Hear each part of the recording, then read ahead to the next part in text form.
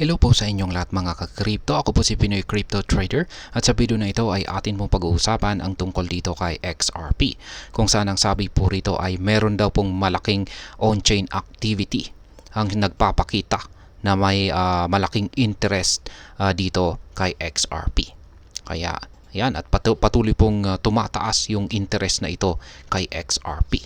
Kaya yan po ang siyang ating pag-uusapan sa video na ito. Pero bago po tayo magpatuloy, ay nais ko lamang po munang bigyang linaw ang aking disclaimer kung saan ang nilalaman po ng video na ito ay hindi po ito isang financial advice. For education and information purposes lamang po ang layunin nito. At ayan, ano nga ba ang on-chain activity? Ang on-chain activity ay tumutukoy po ito sa mga transaction na nangyayari sa loob ng blockchain network. Ibig sabihin, lahat ng transaction na nagaganap ay visible or kitang-kita po ng publiko at maaari po itong i-track. Sa kaso ni XRP ay nakita po ng sentiment data na tumaas ang aktibong wallet addresses sa XRPL. Noong nakaraang Biyernes, mayroong pong 35,799 na wallet address ang active, ang pinakamataas mula noong July 16. Yan, bakit isang big deal ang pagtaas ng active users sa XRP Ledger?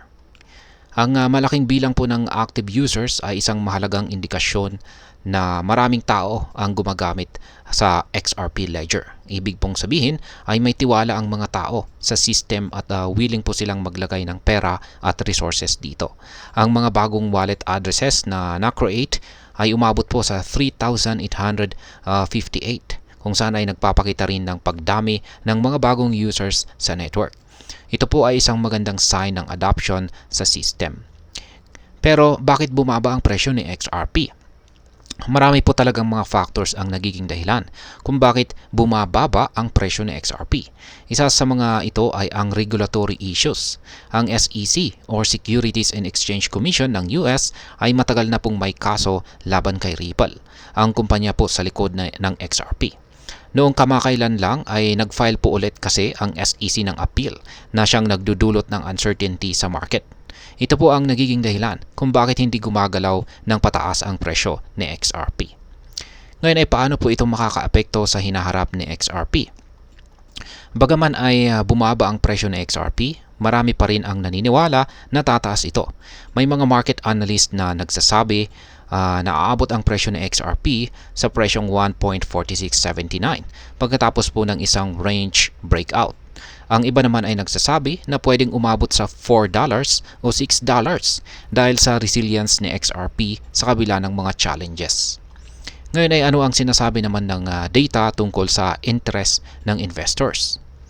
Ayon po sa data mula sa Sentiment ay nagbalik ang interest ng mga investors sa XRP Ledger. Ang pagdami po ng mga active wallet addresses at mga bagong users ay nagpapakita po ng patuloy na pagtitiwala at adoption sa system. Ang mga bagong users na nag-create po ng wallet addresses noong nakaraang Biyernes ay ito po yung pinakamataas na bilang sa loob ng 7 buwan. Ibig sabihin ay kahit na may mga challenges, hindi po nawawala ang tiwala ng mga tao sa XRP Ledger. Ngayon ay ano naman po ang aking masasabi tungkol dito? Sa kabila po ng mga regulatory issues at pagbagsak ng presyo, ang pagtaas ng on-chain activity ay isa po itong positibong indikasyon na patuloy pa rin ang interes ng mga tao sa XRP Ledger.